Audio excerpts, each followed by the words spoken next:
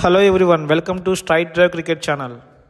India versus south Africa second test day 1 రోజుని both teams ఈక్వల్గానే share చేసుకున్నాయి అనుకోవాలి. ఎందుకంటే ఫస్ట్ 2 సెషన్లో కూడా సౌత్ ఆఫ్రికా కేవలం 2 వికెట్లే కోల్పోయింది. అది కూడా ఫస్ట్ సెషన్లో ఒకటి, సెకండ్ సెషన్లో ఒకటి.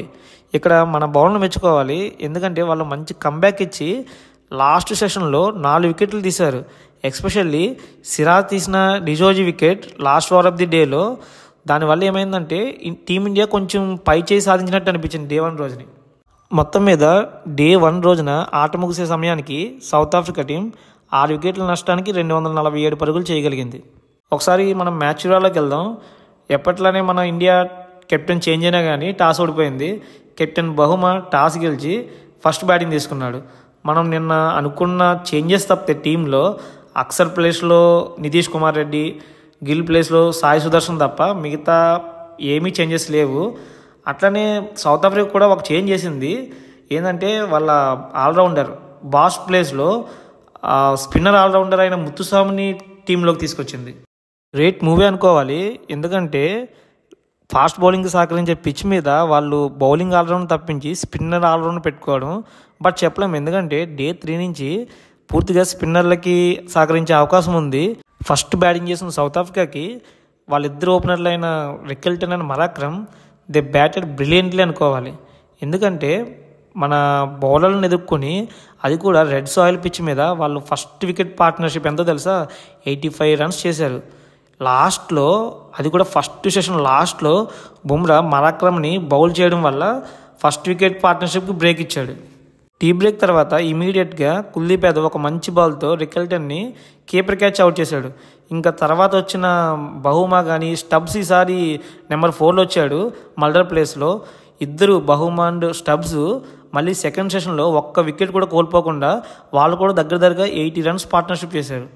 ప్రమాదకరంగా మారుతుంది ఈ జోడీ అనుకునే టైంలో థర్డ్ సెషన్లో జడేజా వీళ్ళిద్దరు జోడీకి కూడా బ్రేక్ ఇచ్చాడు. సో జడేజా చేసిన ఒక బాల్ని బహుమా మిడ్ ఆఫ్లో షాట్ కొట్టే ప్రయత్నంలో జైస్వాల్కి క్యాచ్ ఇచ్చి అవుట్ అయ్యాడు. నెంబర్ 4లో స్టబ్స్ బ్యాటింగ్ దిగాడు. అతను కూడా దగ్గరగా 49 పరుగులు చేశాడు. జస్ట్ 1 రన్ తేడాతో హాఫ్ సెంచరీ మిస్ చేసుకున్నాడు. 49 రన్స్ దగ్గర ఉన్నప్పుడు కుల్దీప్ వేసిన ఒక బంతిని జస్ట్ పిక్ చేయబోయి సింగిల్కి స్ట్రిప్లో ఉన్న రాహుల్కి క్యాచ్ ఇచ్చి వెనుదిరిగాడు. కుల్దీప్ కూడా మరోసారి నిరూపించుకున్నాడు ఇక్కడ.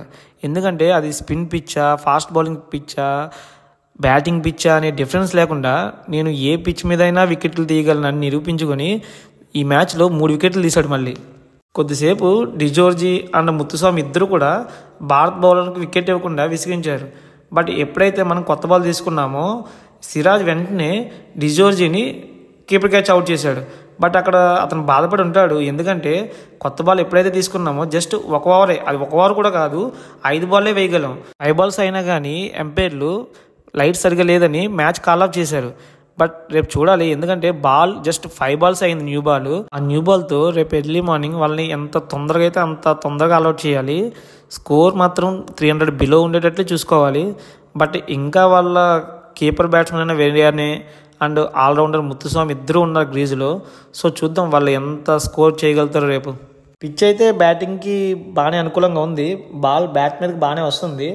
బట్ చూడాలి, మన వాళ్ళు కొంచెం మంచిగా ఆడి అట్లీస్ట్ ఒక 70 రన్స్ లీడ్ సంపాదించాలి. ఎందుకంటే మనం మళ్ళీ 4th or 5th డే రోజు ఆడాలి, బ్యాటింగ్ చేయాల్సి వస్తుంది సెకండ్ ఇన్నింగ్స్.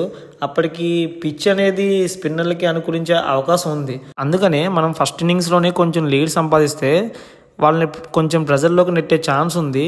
సో చూద్దాం రేపు మన వాళ్ళు వాళ్ళని ఎంత ఎర్లీగా ఆల్అవుట్ చేస్తారో, ఎంత స్కోర్గా ఆల్అవుట్ చేస్తారో, మన వాళ్ళు ఎట్లా బ్యాటింగ్ చేస్తారనేది చూడాలి. రేపు మన టీంలో నెంబర్ 3లో ఎవరు బ్యాటింగ్ చేస్తారో మరి. సుదర్శన్కి ఛాన్స్ ఇస్తారా లేకపోతే మళ్ళీ వాషింగ్టన్ సుందరే దిగుతాడనేది చూడాలి. సో మీరేమనుకుంటున్నారో, మీరే నెంబర్ 3లో ఎవరు బ్యాటింగ్ దిగుతారనుకుంటున్నారో కామెంట్ చేయండి. ఈ వీడియో కనుక మీకు నచ్చితే లైక్, షేర్, కామెంట్ చేయండి. అలానే మరిన్ని ఇలాంటి వీడియోల కోసం నా ఛానల్ని సబ్స్క్రైబ్ చేసుకోండి.